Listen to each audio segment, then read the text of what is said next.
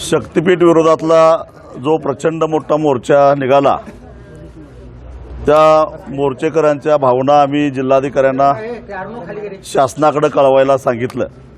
कारण शासन आमच्याबरोबर काही चर्चा करत नाही. गेली 2 वर्षे आम्ही आंदोलन करतोय, पण शेतकऱ्यांच्या भावना काय आहेत हे समजावून घेण्यामध्ये मुख्यमंत्र्यांनी कधीही स्वारस्य दाखवलेलं नाही आहे.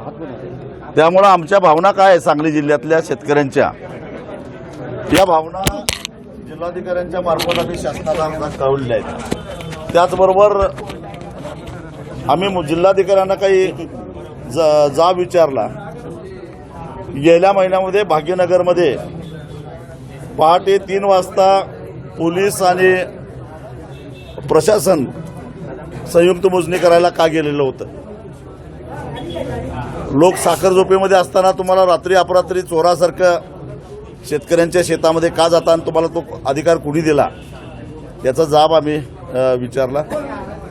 एकतर 12 जिल्ह्यातल्या शेतकऱ्यांनी सरकारनं नवीन नोटिफिकेशन काढल्यानंतर विहित मुत्तीमध्ये हरकती नोंदवलेल्या आहेत. त्याच्या अजून सुनावण्या झालेल्या नाहीत आणि त्याच्या आधीच संयुक्त मोजण्या करायचं चालू आहे असं आमच्या कानावर आलं.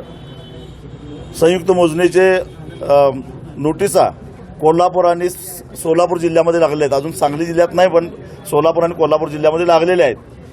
मग हरकती न घेता कसे काय संयुक्त मोजण्या?